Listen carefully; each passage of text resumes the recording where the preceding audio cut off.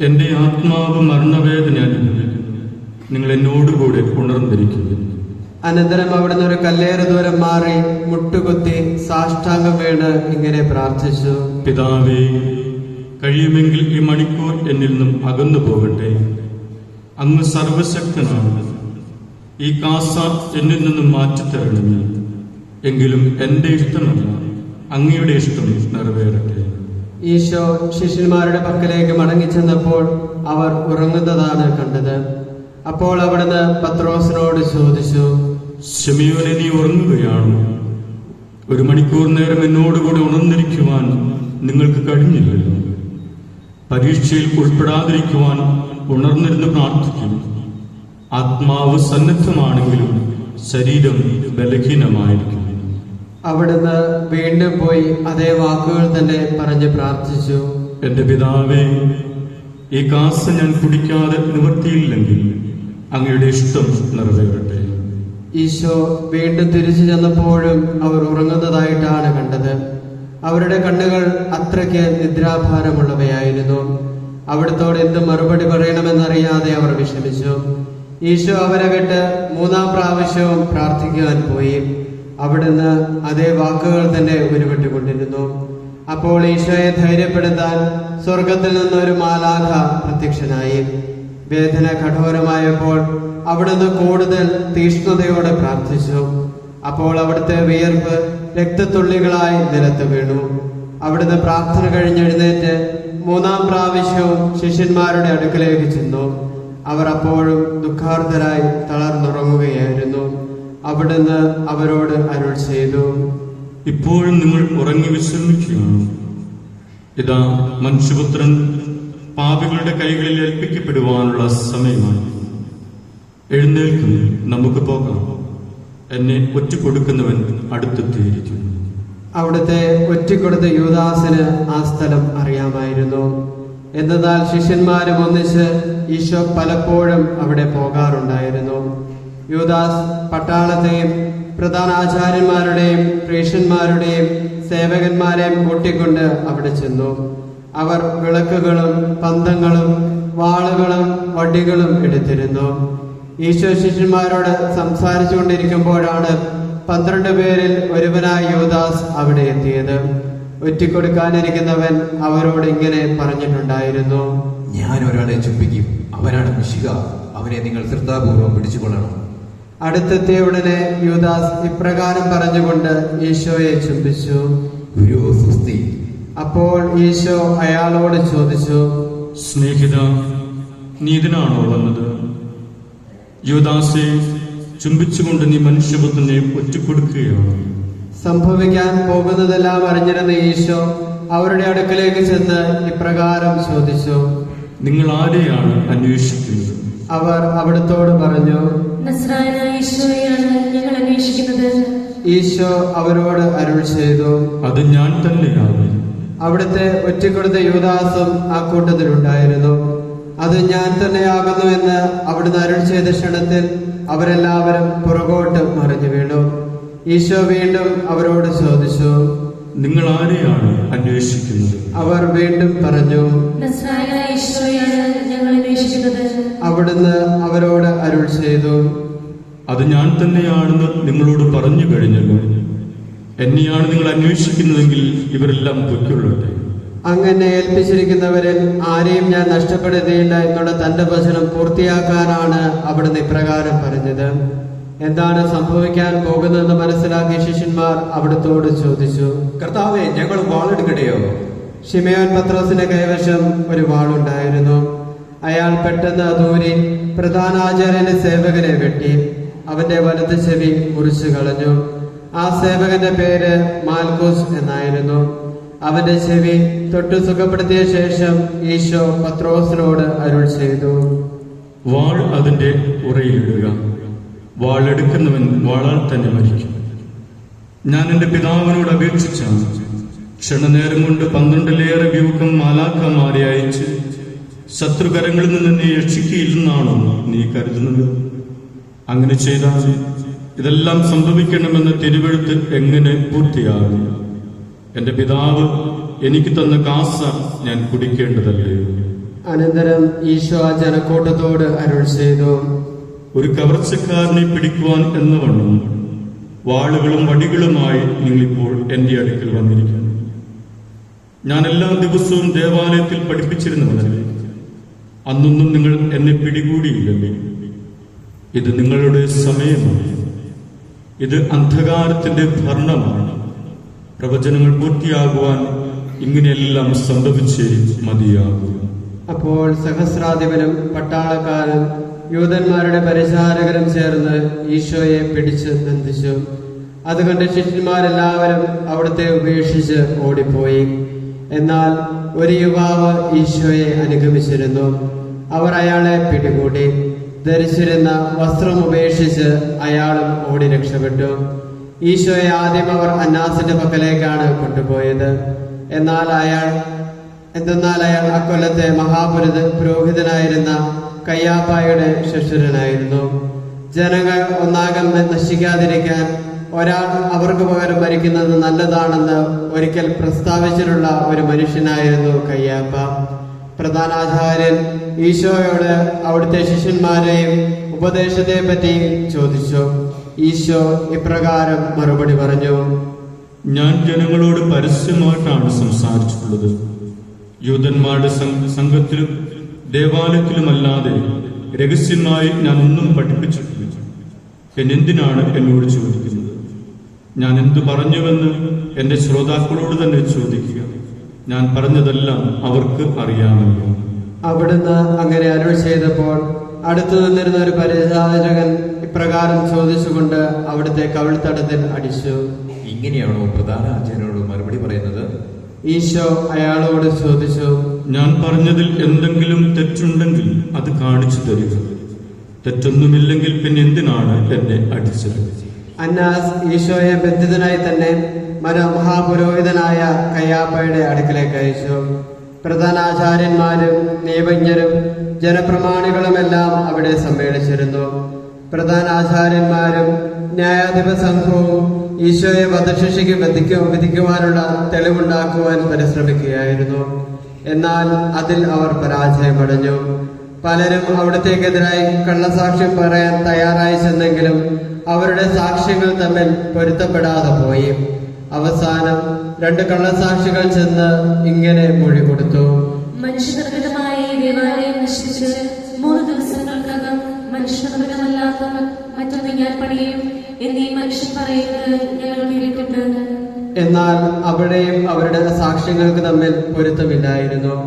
മഹാപുരോഹിതൻ അവരുടെ മധ്യ എഴുന്നേറ്റ് നിന്നതുകൊണ്ട് ഈശോയോട് ചോദിച്ചു: ഈ മനുഷ്യരെല്ലാം നിനക്കെതിരായി നൽകുന്ന സാക്ഷ്യങ്ങളെ കുറിച്ച് നിനക്കൊന്നും പറയാനില്ലേ? ഈശോ യാതൊരു മറുപടിയും നൽകിയില്ല. മഹാപുരോഹിതൻ വീണ്ടും ചോദിച്ചു: നീ ദേവപുത്രനായ മിശിഹ തന്നെയോ എന്ന് ഞങ്ങളോട് പറയണമെന്ന് സജീവ ദൈവത്തിന്റെ നാമത്തിൽ ശപഥം ചെയ്ത് ഞാൻ ആവശ്യപ്പെടുന്നു. ഈശോ അരുൾ ചെയ്തു: അങ്ങ് തന്നെ അത് പറഞ്ഞു കഴിഞ്ഞിരിക്കുന്നു. മനുഷ്യപുത്രൻ സർവശക്തന്റെ വലതുഭാഗത്തിരിക്കുന്നു.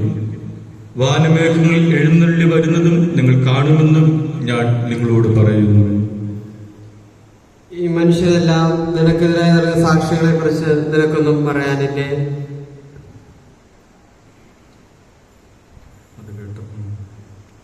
അത് കേട്ടപ്പോൾ മഹാപുരോഹിതൻ തന്റെ വസ്ത്രങ്ങൾ വലിച്ചു കീറിക്കൊണ്ട് പറഞ്ഞു: ഇവൻ ദൈവദൂഷണം പറഞ്ഞിരിക്കുന്നു. ഇനി സാക്ഷികളെ കൊണ്ട് നമുക്ക് എന്താ ആവശ്യം? ഇവൻ ദൈവദൂഷണം പറയുന്നത് നിങ്ങൾ തന്നെ കേട്ടല്ലോ. നിങ്ങളുടെ അഭിപ്രായം എന്താണ്? അവർ മറുപടി പറഞ്ഞു: ഇവൻ മരണശിക്ഷയ്ക്ക് അർഹനാവുന്നു. പിന്നീട് അവർ അവിടുത്തെ മുഖത്ത് തുപ്പുകയും ഇടിക്കുകയും കരണത്ത് അടിക്കുകയും ചെയ്തു. കണ്ണുകൾ മൂടിക്കെട്ടിയ ശേഷം ഇപ്രകാരം ചോദിച്ചുകൊണ്ട് അവിടുത്തെ അടിച്ചു: നിന്നെ അടിച്ചതാരാണെന്ന് പ്രവചിക്കുക. അവർ അവിടത്തേക്കെതിരായി പല ദൂഷണങ്ങളും പറഞ്ഞുകൊണ്ടിരുന്നു. ശിമയോൻ പത്രോസും മറ്റൊരു ശിഷ്യനും മഹാപുരോഹിതന്റെ അങ്കണം വരെ ദൂരത്തുകൂടി ഈശോയെ അനുഗമിക്കുന്നുണ്ടായിരുന്നു. ആ ശിഷ്യന് മഹാപുരോഹിതന് പരിചയമുണ്ടായിരുന്നതിനാൽ ഈശോയോടുകൂടെ മഹാപുരോഹിതന് നടുമുറ്റത്ത് പ്രവേശിക്കാൻ സാധിച്ചു. എന്നാൽ പത്രോസ് പുറത്ത് വാതിൽക്കൽ നിൽക്കുകയായിരുന്നു. അതിനാൽ മഹാപുരോഹിതന് പരിചയമുണ്ടായിരുന്ന മറ്റേ ശിഷ്യൻ ചെന്ന് വാതിൽ കാവൽക്കാരിയോട് ശുപാർശ ചെയ്ത് ശിമയോൻ പത്രോസിനെയും അകത്ത് പ്രവേശിപ്പിച്ചു. ആ വാതിൽ കാവൽക്കാരി ശിമയോനോട് ചോദിച്ചു: താനും ആ മനുഷ്യന്റെ ഒരു ശിഷ്യനല്ലേ? പെട്ടെന്ന് അയാൾ മറുപടി പറഞ്ഞു, ഞാൻ ആ മനുഷ്യന് ശിഷ്യനല്ല.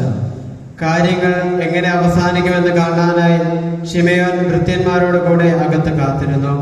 കുളിരായിരുന്നതിനാൽ ഭൃത്യന്മാരും സേവകന്മാരും തീ കൂട്ടി കാഞ്ഞുകൊണ്ടിരുന്നു. ശിമയോനും അവരോടുകൂടെ തീ കായുകയായിരുന്നു. അപ്പോൾ മഹാപുരോഹിതന്റെ ഒരു പരിചാരിക അവിടെ വന്നു. അവൾ ശിമയോനെ സൂക്ഷിച്ചു നോക്കിയ ശേഷം ഇങ്ങനെ ചോദിച്ചു, താനും നസ്രയനായ യേശുയുടെ കൂടെ ഉണ്ടായിരുന്നവനല്ലേ? എല്ലാവരുടെയും മുൻപിൽ വെച്ച് പത്രോസ് നിഷേധിച്ചു പറഞ്ഞു, നീ പറയുന്നത് എനിക്ക് മനസ്സിലാകുന്നില്ല. ഞാനും ആ മനുഷ്യനെ അറിയുകയില്ല. അനന്തരം അയാൾ പടിവാതിൽക്കലേക്ക് പോയി. അപ്പോൾ കോഴി കൂവി. അല്പം കഴിഞ്ഞ് അവിടെ നിന്നിരുന്നവർ അടുത്തു ചെന്ന് പത്രോസിനോട് പറഞ്ഞു, താനും അവരുടെ കൂടെയുള്ളവൻ തന്നെ, സംശയമില്ല. തന്റെ സംസാര രീതി തന്നെ അത് തെളിയിക്കുന്നു. അപ്പോൾ ശിമയോൻ പത്രോസ് സത്യം ചെയ്ത് ആണയിട്ട് ഇങ്ങനെ പറഞ്ഞു, ഞാൻ ആ മനുഷ്യനെ അറിയുകയില്ല. പ്രധാനാചാര്യന്റെ ഭൃത്യനും പത്രോസ് ചെവി മുറിച്ചവന്റെ ചാർച്ചക്കാരനുമായ ഒരു മനുഷ്യൻ പത്രോസിനോട് പറഞ്ഞു, തോട്ടത്തിൽ വെച്ച് അയാളുടെ കൂടെ തന്നെ ഞാൻ അവിടെ കണ്ടല്ലോ. പത്രോസ് അതും നിഷേധിച്ചു. അയാൾ സംസാരിച്ചു കൊണ്ടിരിക്കുമ്പോൾ തന്നെ രണ്ടാം പ്രാവശ്യം കോഴി കൂവി. കർത്താവ് തിരിഞ്ഞ് പത്രോസിനെ നോക്കി. കോഴി കൂവുന്നതിന് മുൻപ് 3 പ്രാവശ്യം നീ എന്നെ നിഷേധിച്ചു പറയുമെന്ന് അവിടുന്ന് അരുൾ ചെയ്തിരുന്നത് പത്രോസ് അപ്പോൾ ഓർത്തു. അയാൾ പുറത്തുപോയി ഹൃദയം നൊന്ത് കരഞ്ഞു. നേരം വെളുത്തപ്പോൾ പ്രധാനാചാര്യന്മാരും ജനപ്രമാണികളും നിയമജ്ഞരും ചേർന്ന് ഈശോയെ വധിക്കുന്നതിനെ പറ്റി ആലോചന നടത്തി. ന്യായാധിപ സംഘത്തിന് മുൻപാകെ അവിടുത്തെ ഹാജരാക്കിയ ശേഷം അവർ അവിടുത്തോട് ഇപ്രകാരം പറഞ്ഞു, നീ മിശിഹായാണെങ്കിൽ അക്കാര്യം ഞങ്ങളോട് തുറന്നു പറയുക. അവിടുന്ന് ഇങ്ങനെ മറുപടി പറഞ്ഞു, എന്റെ വാക്ക് നിങ്ങൾ വിശ്വസിക്കുകയില്ല. എന്റെ ചോദ്യങ്ങൾക്ക് നിങ്ങൾ മറുപടി പറയുകയില്ല. ഇന്നു മുതൽ മനുഷ്യപുത്രൻ സർവശക്തനായ ദൈവത്തിന്റെ വലതുഭാഗത്തിരിക്കുന്നു. അവർ വീണ്ടും അവിടുത്തോട് ചോദിച്ചു, ആകയാൽ നീ ദൈവപുത്രനാണെന്ന് പറയുകയാണോ? അവിടുന്ന് ഉത്തരമരുളി, ഞാൻ ദൈവപുത്രനാണെന്ന് നിങ്ങൾ തന്നെ പറഞ്ഞു കഴിഞ്ഞല്ലോ. അപ്പോൾ അവർ പറഞ്ഞു, നമുക്കിനി സാക്ഷികളെ കൊണ്ടെന്താണ് ആവശ്യം? നാം തന്നെ നേരിട്ട് കേട്ടുകഴിഞ്ഞല്ലോ. അവർ അവിടുത്തെ ബന്ധിച്ച് ഗവർണറായിരുന്ന പന്തിയോസ് പീലാത്തോസിന് മുൻപാകെ ഹാജരാക്കി. ഈശോ വിധിക്കപ്പെട്ട വിവരമറിഞ്ഞപ്പോൾ അവിടുത്തെ ഒറ്റക്കൊടുത്ത യൂദാസ് മനക്ലേശത്തോടെ ആ 30 വെള്ളി നാണയങ്ങളുമായി പ്രധാനാചാര്യന്മാരുടെയും ജനപ്രമാണികളുടെയും അടുക്കൽ ചെന്ന് ഇപ്രകാരം പറഞ്ഞു, ഞാൻ പാപം ചെയ്തു പോയി. കുറ്റമില്ലാത്ത രക്തം ഞാൻ ഒറ്റിക്കൊടുത്തു. അവർ മറുപടി പറഞ്ഞു, അതിന് ഞങ്ങൾ എന്ത് വേണം? നീ പോയി നിന്റെ കാര്യം നോക്കിക്കൊള്ളുക. അവൻ ആ നാണയത്തൊട്ടുകൾ ദേവാലയത്തിലേക്ക് വലിച്ചെറിഞ്ഞിട്ട് പോയി തൂങ്ങിച്ചെത്തു. പ്രധാനാചാര്യന്മാർ ആ നാണയത്തൊട്ടുകൾ പെറുക്കിയെടുത്തിട്ട് ഇപ്രകാരം പറഞ്ഞു, ഇത് രക്തത്തിന്റെ വിലയാകിയാൽ നേർച്ചപ്പെട്ടിയിലിടുന്നത് ശരിയല്ല. അവർ കൂടിയാലോചിച്ച ശേഷം ആ പണം കൊടുത്ത് വിദേശികളെ സംസ്കരിക്കാൻ ഒരു കുശവന്റെ പറമ്പ് വാങ്ങി. ആ സ്ഥലം ഇന്നും രക്തപ്പറമ്പ് എന്ന പേരിലാണ് അറിയപ്പെടുന്നത്. വിലപ്പെട്ടവന്റെ വിലയായി ഇസ്രായേൽക്കാർ കണക്കാക്കിയ 30 വെള്ളി നാണയം എടുത്ത് കർത്താവിനോട് കൽപ്പിച്ചതുപോലെ അവർ കുശവന്റെ പറമ്പിന് കൊടുത്തു എന്നുള്ള ജെറമിയായുടെ പ്രവചനം അങ്ങനെ പൂർത്തിയായി. നേരം പുലർച്ചെയായപ്പോൾ അവർ ഈശോയെ കയ്യാപ്പായുടെ ഭവനത്തിൽ നിന്ന് ഗവർണറുടെ കൊട്ടാരത്തിലേക്ക് കൊണ്ടുപോയി. അശുദ്ധരാകാതെ പെസഹ ഭക്ഷിക്കേണ്ടിയിരുന്നതിനാൽ അവരാരും കൊട്ടാരത്തിലേക്ക് പ്രവേശിച്ചില്ല. അതിനാൽ പീലാത്തോസ് പുറത്തേക്ക് ഇറങ്ങിച്ചെന്ന് അവരോട് ചോദിച്ചു, എന്ത് കുറ്റമാണ് നിങ്ങൾ ഈ മനുഷ്യന്റെ മേൽ ആരോപിക്കുന്നത്? അതിന് അവർ ഇങ്ങനെ മറുപടി പറഞ്ഞു, കുറ്റക്കാരനല്ലായിരുന്നുവെങ്കിൽ ഞങ്ങൾ അയാളെ അങ്ങയുടെ സമക്ഷം ഹാജരാക്കുകയില്ലായിരുന്നു. പീലാത്തോസ് അവരോട് പറഞ്ഞു, അങ്ങനെയെങ്കിൽ നിങ്ങൾ തന്നെ അയാളെ കൊണ്ടുപോയി നിങ്ങളുടെ നിയമം അനുസരിച്ച് വിസ്തരിച്ചു കൊള്ളുവിൻ. ഉടനെ യൂതന്മാർ പീലാത്തോസിനോട് പറഞ്ഞു, ആർക്കും മരണശിക്ഷ നൽകാൻ ഞങ്ങൾക്ക് അധികാരമില്ല. എങ്ങനെയാണ് താൻ മരിക്കാൻ പോകുന്നതെന്ന് സൂചിപ്പിച്ചുകൊണ്ട് ഒരിക്കൽ ഈശോ പറഞ്ഞ വാക്കുകൾ അങ്ങനെ നിറവേറുകയായിരുന്നു. അനന്തരം അവർ ഈശോയുടെ മേൽ ഓരോ കുറ്റങ്ങൾ ആരോപിച്ചു തുടങ്ങി. ഇയാൾ ജനങ്ങളെ വഴിതെറ്റുകയും സീസറിന് കപ്പം കൊടുക്കുന്നത് തടയുകയും താൻ രാജാവായ മിശിഹായാണെന്ന് പറയുകയും ചെയ്തതായി ഞങ്ങൾക്കറിയാം. അപ്പോൾ പീലാത്തോസ് അകത്തേക്ക് പോയി ഈശോയെ വിളിച്ച് ഇപ്രകാരം ചോദിച്ചു, നിങ്ങൾ യൂദന്മാരുടെ രാജാവാണോ? ഈശോ അരുൾ ചെയ്തു, ഇത് അങ്ങ് സ്വയം ചോദിക്കുന്നുവോ, മറ്റുള്ളവർ എന്നെപ്പറ്റി പറഞ്ഞതുകൊണ്ട് ചോദിക്കുന്നുവോ? മറുപടിയായി പീലാത്തോസ് പറഞ്ഞു, ഞാനൊരു യൂദനല്ലല്ലോ. നിങ്ങളുടെ ആളുകളും പ്രധാന ആചാര്യന്മാരുമല്ലേ നിങ്ങളെ എന്റെ മുമ്പിൽ ഹാജരാക്കിയിരിക്കുന്നത്. നിങ്ങൾക്ക് എന്ത് കുറ്റമാണ് ചെയ്തത്? അപ്പോൾ ഈശോ അരുൾ ചെയ്തു, എന്റെ രാജ്യം ഐഹികമല്ല. ആയിരുന്നുവെങ്കിൽ ഞാൻ യൂതന്മാരുടെ കൈകളിൽ വീഴാതിരിക്കുവാൻ എന്റെ സേവകന്മാർ യുദ്ധം ചെയ്യുമായിരുന്നു. എന്റെ രാജ്യം ഇവിടെയല്ല. പീലാത്തോസ് വീണ്ടും ചോദിച്ചു, അപ്പോൾ നിങ്ങളൊരു രാജാവ് തന്നെയാണെന്നോ? ഈശോ ഉത്തരമരുളി, ഞാൻ രാജാവാണെന്ന് അങ്ങ് തന്നെ പറഞ്ഞു. സത്യത്തിന് സാക്ഷ്യം വഹിക്കുവാനാണ് ഞാൻ ജനിച്ചിരിക്കുന്നത്. അതിനുവേണ്ടി തന്നെയാണ് ഞാൻ ഈ ലോകത്തിലേക്ക് വന്നിരിക്കുന്നത്. സത്യത്തോട് ചേർന്ന് നിൽക്കുന്നവരെല്ലാം എന്റെ സത്യം കേൾക്കുന്നു. അപ്പോൾ പീലാത്തോസ് ചോദിച്ചു, സത്യം എന്താകുന്നു? ചോദ്യം കഴിഞ്ഞുടൻ തന്നെ പീലാത്തോസ് യൂതന്മാരുടെ നേരെ തിരിഞ്ഞ് പ്രധാന ആചാര്യന്മാരോടും ജനസമൂഹത്തോടും ഇങ്ങനെ പറഞ്ഞു, ഞാൻ ഈ മനുഷ്യനിൽ നിന്ന് കുറ്റമൊന്നും കാണുന്നില്ല. അവർ വീണ്ടും ഈശോയിൽ കുറ്റം ആരോപിച്ചു തുടങ്ങി. ഇയാൾ ഗലീല മുതൽ ഇവിടെ വരെ യൂദയ രാജ്യങ്ങളിൽ നിന്നും പ്രസംഗിച്ച് ജനങ്ങളെ പ്രക്ഷോഭത്തിന് പ്രേരിപ്പിക്കുന്നു. ഗീല എന്ന് കേട്ട ഉടനെ പീലാത്തോസ് ചോദിച്ചു, ഈ മനുഷ്യൻ ലീലാകാരനാണോ? ഈശോ ഹെരോദോസിന്റെ അധികാര സീമയിൽപ്പെട്ടവനാണെന്ന് അറിഞ്ഞപ്പോൾ പീലാത്തോസ് അവിടുത്തെ ഹെരോദോസിന്റെ പക്കലേക്ക് അയച്ചു. ഹെരോദോസ് അന്ന് ജെറുസലേമിലുണ്ടായിരുന്നു. ഈശോയെ കണ്ടപ്പോൾ ഹെരോദോസ് വളരെ സന്തോഷിച്ചു. അദ്ദേഹം ഈശോയെ കുറിച്ച് പലതും കേട്ടിട്ടുണ്ടായിരുന്നു. അവിടുത്തെ ഒന്ന് കാണാൻ ആഗ്രഹിച്ചിരിക്കുകയുമായിരുന്നു. അവിടുന്ന് എന്തെങ്കിലും ഒരു അത്ഭുതം പ്രവർത്തിക്കുന്നത് കാണാമെന്ന് ഹെരോദോസ് പ്രതീക്ഷിച്ചു. ഹെരോദോസ് ഈശോയോട് പലതും ചോദിച്ചു. എന്നാൽ അവിടുന്ന് ഒരു മറുപടിയും പറഞ്ഞില്ല. അവിടെയും പ്രധാന ആചാര്യന്മാരും നിയമജ്ഞരും ഈശോയ്ക്കെതിരായി ഓരോ ആരോപണങ്ങൾ ഉന്നയിച്ചുകൊണ്ടിരുന്നു. അവസാനം ഹെരോദോസും പടയാളികളും കൂടി ഈശോയെ നിന്ദിച്ച് പരിഹസിക്കുകയും വിലയേറിയ ഒരു വസ്ത്രം ധരിപ്പിച്ച് പീലാത്തോസിന്റെ പക്കലേക്ക് തിരിച്ചയക്കുകയും ചെയ്തു. ശത്രുതയിൽ കഴിഞ്ഞിരുന്ന ഹെരോദോസും പീലാത്തോസും അന്നു മുതൽ മിത്രങ്ങളായി തീർന്നു. പീലാത്തോസ് പ്രധാന ആചാര്യന്മാരെയും ജനപ്രമാണികളെയും വിളിച്ചുകൂട്ടി ഇങ്ങനെ പറഞ്ഞു, ജനങ്ങളെ വഴിപിടിപ്പിക്കുന്നുവെന്ന കുറ്റം ആരോപിച്ചാണല്ലോ നിങ്ങൾ ഈ മനുഷ്യൻ എന്റെ മുമ്പിൽ ഹാജരാക്കിയിരിക്കുന്നത്. നിങ്ങളുടെ മുമ്പിൽ വെച്ച് തന്നെ ഞാൻ ഇയാളെ വിസ്തരിച്ചു. എന്നാൽ നിങ്ങൾ ആരോപിക്കുന്ന കുറ്റങ്ങളൊന്നും ഞാൻ ഈ മനുഷ്യനെ കണ്ടില്ല. ഹെറോദോസിനും ഇയാളിൽ കുറ്റമൊന്നും കാണാൻ കഴിഞ്ഞില്ല. അദ്ദേഹം ഇയാളെ ഇങ്ങോട്ട് തന്നെ തിരിച്ചയക്കുകയാണല്ലോ ചെയ്തത്. മരണശിക്ഷയ്ക്ക് അർഹമായ കുറ്റമൊന്നും ഈ മനുഷ്യൻ ചെയ്തിട്ടില്ല. അതിനാൽ ചമ്മട്ടി കൊണ്ട് അടിപ്പിച്ച് ഇയാളെ ഞാൻ വിട്ടയക്കും. എല്ലാ പെസഹാ തിരുനാളുകളിലും ജനങ്ങൾ ആഗ്രഹിക്കുന്ന ഒരു തടവുകാരനെ ഗവർണർ മോചിപ്പിക്കുക പതിവായിരുന്നു. അതനുസരിച്ച് ആളെ മോചിപ്പിക്കാൻ ജനങ്ങൾ ആവശ്യപ്പെട്ടു തുടങ്ങി. ഒരു കലാപത്തിനിടയിൽ കൊലപാതകം നടത്തിയ കുറ്റത്തിന് പ്രക്ഷോഭകാരികളുടെ കൂടെ കാരാഗൃഹത്തിൽ അടയ്ക്കപ്പെട്ടിരുന്ന ബറാബാസ് എന്ന കുപ്രസിദ്ധ തടവുകാരനുണ്ടായിരുന്നു. ജനങ്ങൾ കൂട്ടം കൂടിയപ്പോൾ പീലാത്തോസ് അവരോട് ചോദിച്ചു, പെസഹാ തിരുനാളിൽ ഒരു തടവുകാരനെ മോചിപ്പിക്കുക പതിവുണ്ടല്ലോ. ഞാൻ ആരെയാണ് മോചിപ്പിക്കേണ്ടത്? ബറാബാസിനെയോ മിശിഹ എന്ന് വിളിക്കപ്പെടുന്ന ഈശോയെയോ? അവർ ഈശോയെ പിടിച്ചേൽപ്പിച്ചത് അവരുടെ അസൂയ കൊണ്ടാണെന്ന് പീലാത്തോസിന് അറിയാമായിരുന്നു. പീലാത്തോസ് ന്യായാസനത്തിലിരിക്കുമ്പോൾ അദ്ദേഹത്തിന്റെ ഭാര്യ ആളയസ് ഇപ്രകാരം അറിയിച്ചു, ആ നീതിമാനെ ഒന്നും ചെയ്യരുത്. അദ്ദേഹത്തെ പ്രതി സ്വപ്നങ്ങളിൽ ഞാൻ വളരെ വേദന അനുഭവിച്ചു. എന്നാൽ പ്രധാന ആചാര്യന്മാരും ജനപ്രമാണികളും ബറാബാസിനെ മോചിപ്പിക്കുന്നതിനും ഈശോയെ വധിക്കുന്നതിനും മുറവിളി കൂട്ടാൻ ജനങ്ങളെ പ്രേരിപ്പിച്ചിരുന്നു. പീലാത്തോസ് ജനങ്ങളോട് ഇങ്ങനെ ചോദിച്ചു, ഈ രണ്ടുപേരിൽ ആരെ മോചിപ്പിക്കാനാണ് നിങ്ങൾ ആഗ്രഹിക്കുന്നത്? അവർ ഒന്നടങ്കം വിളിച്ചു പറഞ്ഞു, ഈശോയെ വധിക്കുക, ബറാബാസിനെ മോചിപ്പിക്കുക. ഈശോയെ മോചിപ്പിക്കണമെന്നുള്ള ആഗ്രഹത്തോടെ പീലാത്തോസ് വീണ്ടും അവരോട് ചോദിച്ചു, യഹൂദന്മാരുടെ രാജാവെന്ന് വിളിക്കുന്ന ഈശോയെ ഞാൻ എന്തു ചെയ്യണം? അപ്പോൾ എല്ലാവരും കൂടി വിളിച്ചു പറഞ്ഞു, അവനെ കുരിശിൽ തറയ്ക്കുക, അവനെ കുരിശിൽ തറയ്ക്കുക. മൂന്നാം പ്രാവശ്യവും പീലാത്തോസ് അവരോട് ചോദിച്ചു, ഈ മനുഷ്യൻ എന്ത് കുറ്റമാണ് ചെയ്തത്? വധശിക്ഷയ്ക്ക് അർഹമായ യാതൊരു കുറ്റവും ഞാൻ ഇയാളിൽ കാണുന്നില്ല. അവരാകട്ടെ അവിടുത്തെ കുരിശിൽ തറയ്ക്കണമെന്ന് ശാഠ്യഭാവത്തോടെ വിളിച്ചു പറഞ്ഞുകൊണ്ടിരുന്നു. അവരുടെ മുറവിളിക്ക് ശക്തി കൂടി വരികയും ചെയ്തു.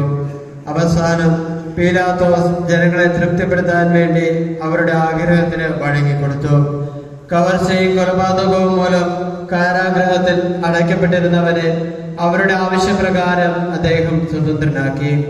ഈശോയെ അവരുടെ ഹിതത്തിന് വിട്ടുകൊടുക്കുകയും ചെയ്തു. അനന്തരം പീലാത്തോസ് ഈശോയെ ചമ്മട്ടി കൊണ്ട് അടിപ്പിച്ചു. പടയാളികൾ ഈശോയെ കൊട്ടാരത്തിന്റെ അങ്കണത്തിലേക്ക് കൊണ്ടുപോയി സൈന്യദളങ്ങളെയെല്ലാം അവിടെ വിളിച്ചു കൂട്ടി. അനന്തരം അവിടുത്തെ വസ്ത്രങ്ങൾ മാറ്റി ഒരു ചുവന്ന മേലങ്കി ധരിപ്പിച്ചു. മുള്ളുകൊണ്ടൊരു മുടിയുണ്ടാക്കി ശിരസിന്മേൽ വെച്ചു. വലതു കൈയിൽ ഒരു ഞാങ്ങണയും കൊടുത്തു. പിന്നീട് അവർ അവിടുത്തെ മുന്നിൽ മുട്ടുകുത്തി യൂതന്മാരുടെ രാജാവെ വന്ദനമെന്ന് പറഞ്ഞ് പരിഹസിച്ചു. അവിടുത്തെ കരണത്ത് അടിച്ചു. അനന്തരം ഞാങ്ങണയെടുത്ത് ശിരസിൽ അടിക്കുകയും തുപ്പുകയും ചെയ്തു. പീലാത്തോസ് വീണ്ടും പുറത്തേക്ക് ചെന്ന് അവരോട് പറഞ്ഞു, ഞാൻ അയാളിൽ കുറ്റമൊന്നും കാണുന്നില്ലെന്ന് നിങ്ങളെ ബോധ്യപ്പെടുത്തുവാൻ വേണ്ടി അയാളെ ഇപ്പോൾ നിങ്ങളുടെ അടുക്കിലേക്ക് ഞാൻ കൊണ്ടുവരികയാണ്. മുൾക്കിരീടവും ചുവന്ന മേലങ്കയും ധരിച്ചിരുന്ന ഈശോയെ ഉടനെ പുറത്തേക്ക് കൊണ്ടുചെന്നു. അപ്പോൾ പീലാത്തോസ് അവരോട് പറഞ്ഞു, ഇതാണ് ആ മനുഷ്യൻ. പ്രധാന ആചാര്യന്മാരും പരിചാരകരും അവിടുത്തെ കണ്ടപ്പോൾ അട്ടഹസിച്ചു പറഞ്ഞു, അവനെ കുരിശിൽ തറയ്ക്കുക, അവനെ കുരിശിൽ തറയ്ക്കുക. പീലാത്തോസ് പ്രതിവചിച്ചു, നിങ്ങൾ തന്നെ അയാളെ കൊണ്ടുപോയി കുരിശിൽ തറച്ചുകൊള്ളുവിൻ. ഞാൻ അയാളിൽ കുറ്റമൊന്നും കാണുന്നില്ല. അപ്പോൾ യൂതന്മാർ പീലാത്തോസിനോട് പറഞ്ഞു, ഞങ്ങൾക്കൊരു നിയമമുണ്ട്. ആ നിയമം അനുസരിച്ച് അവൻ വധശിക്ഷയ്ക്ക് അർഹനാവുന്നു. എന്തുകൊണ്ടെന്നാൽ താൻ ദൈവപുത്രനാണെന്ന് അവൻ അവകാശപ്പെടുന്നു. അത് കേട്ടപ്പോൾ പീലാത്തോസ് അത്യധികം ഭയപ്പെട്ടു. അതിനാൽ വീണ്ടും അകത്ത് ചെന്ന് അദ്ദേഹം ഈശോയോട് ചോദിച്ചു, നിങ്ങൾ ആരാകുന്നു? ഈശോ അതിന് മറുപടി നൽകിയില്ല. പീലാത്തോസ് വീണ്ടും അവിടുത്തോട് ചോദിച്ചു, എന്നോട് നിങ്ങൾ മറുപടി പറയുകയില്ലേ? നിങ്ങളെ കുരിശിൽ തറയ്ക്കുവാനും വിട്ടയക്കുവാനും എനിക്ക് അധികാരമുണ്ടെന്ന് നിങ്ങൾ അറിഞ്ഞുകൂടെ? ഈശോ ഇപ്രകാരം മറുപടി പറഞ്ഞു, ഉന്നതത്തിൽ നിന്ന് നൽകപ്പെടാതിരുന്നുവെങ്കിൽ അങ്ങേക്ക് എന്റെ മേൽ അധികാരമൊന്നും ഉണ്ടാകുമായിരുന്നില്ല. ആകയാൽ എന്നെ അങ്ങയുടെ പക്കൽ ഏൽപ്പിച്ചവനാണ് അങ്ങേക്കാൾ വലിയ കുറ്റക്കാരൻ. തന്മൂലം പീലാത്തോസ് അവിടുത്തെ മോചിപ്പിക്കാൻ ആഗ്രഹിച്ചു. എന്നാൽ യൂതന്മാർ ഇങ്ങനെ വിളിച്ചു പറഞ്ഞുകൊണ്ടിരുന്നു, അവനെ വിട്ടയക്കുന്ന പക്ഷം അങ്ങ് സീസറിന്റെ സ്നേഹിതരല്ല, സ്വയം രാജാവാകാൻ ശ്രമിക്കുന്നവരെല്ലാം സീസറിന്റെ ശത്രുക്കളാകുന്നു. അത് കേട്ടപ്പോൾ പീലാത്തോസ് വീണ്ടും ഈശോയെ പുറത്തേക്ക് കൊണ്ടുചെന്നു. ഹീബ്രു ഭാഷയിൽ ഗബാത്ത എന്ന് പറയുന്ന കൽത്തടത്തിൽ അദ്ദേഹം ഉപവിഷ്ടനായി. അന്ന് പെസഹ വെള്ളിയാഴ്ചയായിരുന്നു. സമയം ഏകദേശം 12 മണിയായി. പീലാത്തോസ് യൂതന്മാരോട് പറഞ്ഞു, ഇതാ നിങ്ങളുടെ രാജാവ്. അത് കേട്ടപ്പോൾ അവർ ഉച്ചത്തിൽ വിളിച്ചു പറഞ്ഞു, അവനെ കൊണ്ടുപോവുക, അവനെ കൊണ്ടുപോയി കുരിശിൽ തറയ്ക്കുക. പീലാത്തോസ് അവരോട് ചോദിച്ചു, എന്ത്, നിങ്ങളുടെ രാജാവിനെ ഞാൻ കുരിശിൽ തറയ്ക്കണമെന്നോ? അതിന് പ്രധാന ആചാര്യന്മാരാണ് മറുപടി പറഞ്ഞത്, സീസറല്ലാതെ ഞങ്ങൾക്ക് മറ്റൊരു രാജാവില്ല. തന്റെ പരിശ്രമമെല്ലാം നിഷ്ഫലമാവുകയാണെന്നും കലഹം വർദ്ധിക്കാനാണ് സാധ്യതയെന്നും പീലാത്തോസിന് മനസ്സിലായി. അതിനാൽ അദ്ദേഹം വെള്ളമെടുത്ത് ജനങ്ങളുടെ മുന്നിൽ വെച്ച് കൈകൾ കഴുകിക്കൊണ്ട് പറഞ്ഞു, ഈ നീതിമാന്റെ രക്തത്തിൽ എനിക്ക് പങ്കില്ല. അത് കേട്ട് ജനങ്ങൾ വിളിച്ചു പറഞ്ഞു, അവന്റെ രക്തം ഞങ്ങളുടെ മേലും ഞങ്ങളുടെ സന്താനങ്ങളുടെ മേലും വീണുകൊള്ളട്ടെ. പീലാത്തോസ് ഉടനെ ഈശോയെ ക്രൂശിക്കാനായി അവർക്ക് ഏൽപ്പിച്ചു കൊടുത്തു. അവർ അവിടുത്തെ പിടിച്ച് ചുവന്ന മേലങ്കി മാറ്റി സ്വന്തം വസ്ത്രങ്ങൾ ധരിപ്പിച്ച് കുരിശിൽ തറയ്ക്കാൻ കൊണ്ടുപോയി. അവിടുന്ന് കുരിശും ചുമന്നുകൊണ്ട് കപാലം എന്ന സ്ഥലത്തേക്ക് നടന്നു. ഹീബ്രു ഭാഷയിൽ അത് ഗാഗുൽത്ത എന്ന പേരിലാണ് അറിയപ്പെടുന്നത്. വഴിക്ക് വെച്ച് അവർ കിറേനക്കാരനായ ഒരു മനുഷ്യനെ കണ്ടുമുട്ടി. അയാളുടെ പേര് ഷിമയോൻ എന്നായിരുന്നു. അലക്സാണ്ടറിന്റെയും റോമസിന്റെയും പിതാവായ ആ മനുഷ്യൻ വയലിൽ നിന്ന് വരികയായിരുന്നു. ഈശോയുടെ കുരിശ് ചുമക്കാൻ അവർ അയാളെ നിർബന്ധിക്കുകയും അത് വഹിച്ചുകൊണ്ട് പുറകെ ചെല്ലാൻ അത് അയാളുടെ മേൽ വെച്ചു കൊടുക്കുകയും ചെയ്തു. വലിയൊരു ജനക്കൂട്ടം ഈശോയെ അനുഗമിച്ചു. അവിടുത്തെ കുറിച്ച് കരയുകയും പ്രലപിക്കുകയും ചെയ്തിരുന്ന അനേകം സ്ത്രീകളും ആ കൂട്ടത്തിലുണ്ടായിരുന്നു. അവിടുന്ന് അവരുടെ നേരെ തിരിഞ്ഞ് ഇങ്ങനെ അരുൾ ചെയ്തു, ജെറുസലേം പുത്രിമാരെ, നിങ്ങൾ എന്നെ പ്രതി കരയരുത്. നിങ്ങളെയും നിങ്ങളുടെ കുഞ്ഞുങ്ങളെയും ഓർത്ത് കരയുന്നു. വന്ധ്യകൾക്കും ഗർഭം ധരിക്കാത്ത ഉദരങ്ങൾക്കും പാലൂട്ടാത്ത പയോധരങ്ങൾക്കും ഭാഗ്യം എന്ന് മനുഷ്യർ പറയുന്ന കാലം വരുന്നു. അന്നവർ പർവ്വതങ്ങളോട് ഞങ്ങളുടെ മേൽ വീഴുവിൻ എന്നും മലകളോട് ഞങ്ങളെ മൂടുവിൻ എന്നും പറഞ്ഞു തുടങ്ങും. പച്ചമരത്തോട് ഇതാണ് ചെയ്യുന്നതെങ്കിൽ ഉണക്കമരത്തിന് എന്താണ് സംഭവിക്കുക? വധിക്കപ്പെടാനുള്ള 2 കുറ്റവാളികളെയും ഈശോയോട് കൂടെ അവർ കൊണ്ടുപോയിരുന്നു. ഗാഗുൽത്തായിലെത്തിയപ്പോൾ മീറ കലർത്തിയ വീഞ്ഞ് അവിടത്തേക്ക് കുടിക്കുവാൻ കൊടുത്തു. അവിടുന്ന് അത് രുചിച്ചു നോക്കി, എങ്കിലും കുടിച്ചില്ല. അനന്തരം അവർ ഈശോയെ കുരിശിൽ തറച്ചു. വലത്തും ഇടത്തുമായി 2 കള്ളന്മാരെയും കുരിശിൽ തറച്ചു. ദുഷ്ടന്മാരോടുകൂടെ അവിടുന്ന് എണ്ണപ്പെട്ടു എന്ന് തിരുവെഴുത്ത് അങ്ങനെ നിറവേറുകയും ചെയ്തു. എന്റെ വസ്ത്രങ്ങൾ അവർ പങ്കിട്ടെടുത്തു, എന്റെ മേലങ്കിക്കായി അവർ നറുക്കിട്ടു എന്ന് തിരുവെഴുത്ത് നിറവേറണമല്ലോ. അതുകൊണ്ടാണ് പടയാളികൾ ഇങ്ങനെയെല്ലാം ചെയ്യാനിടയായത്. പടയാളികൾ ഈശോയുടെ പക്കൽ കാവലിരുന്നു. സംഭവിച്ചതെല്ലാം നോക്കിക്കൊണ്ട് ജനങ്ങൾ അവിടെ തന്നെ നിന്നു. വഴിയെ കടന്നുപോയിരുന്നവർ പുച്ഛഭാവത്തിൽ തലകുലുക്കിക്കൊണ്ട് ഇപ്രകാരം പറഞ്ഞു: നീ ദേവാലയം നശിപ്പിച്ചിട്ട് 3 ദിവസം കൊണ്ട് വീണ്ടും അത് പണിയുന്നവനല്ലേ? നീ നിന്നെ തന്നെ രക്ഷിക്കുക. അപ്രകാരം തന്നെ പ്രധാന ആചാര്യന്മാരും നിയമജ്ഞരും ജനപ്രമാണികളും പരിഹാസഭാവത്തിൽ പരസ്പരം ഇങ്ങനെ പറഞ്ഞു: ഇവൻ മറ്റുള്ളവരെ രക്ഷിച്ചു, തന്നെ തന്നെ രക്ഷിക്കാൻ ഇവന് കഴിയുന്നില്ലല്ലോ. ഇസ്രായേലിന്റെ രാജാവായ മിശിഹ കുരിശിൽ നിന്നിറങ്ങി വരട്ടെ. അതുകൊണ്ട് നമുക്കും അവനിൽ വിശ്വസിക്കാം. ഇവൻ ദൈവത്താൽ തിരഞ്ഞെടുക്കപ്പെട്ട മിശിഹായാണെങ്കിൽ തന്നെ തന്നെ രക്ഷിക്കട്ടെ. ഇവൻ ദൈവത്തെ ആശ്രയിച്ചിരുന്നല്ലോ.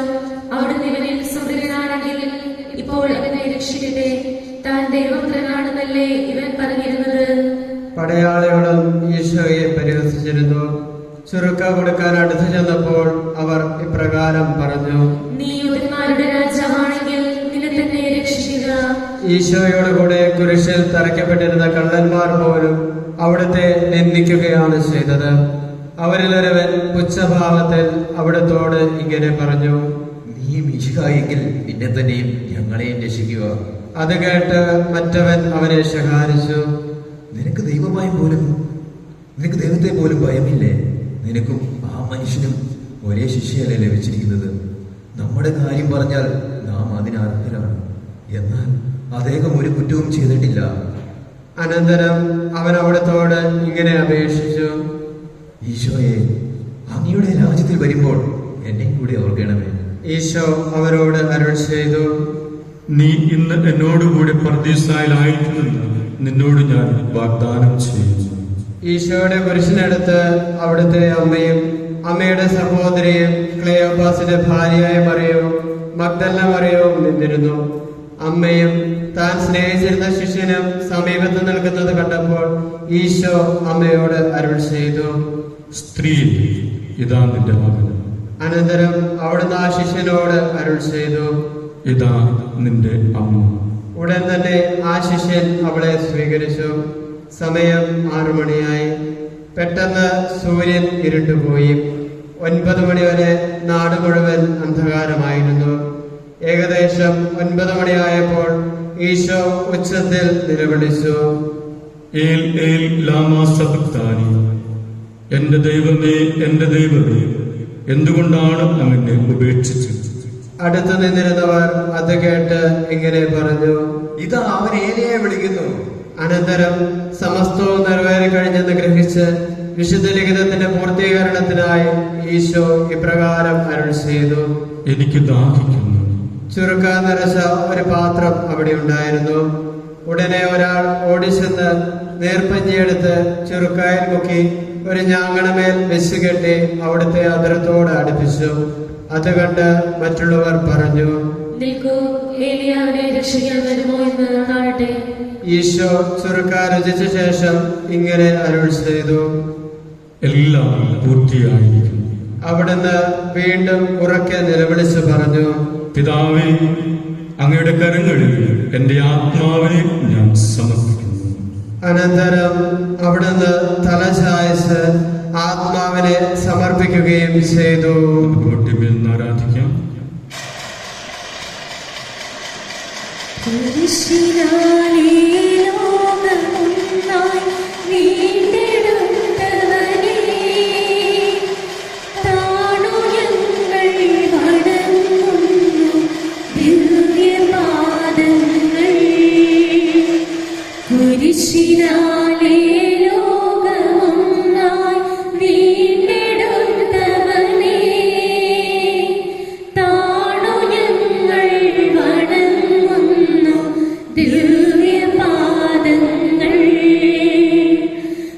കുരിശിനാലേ ലോകമൊന്നായി വീണ്ടെടുത്തവനേ,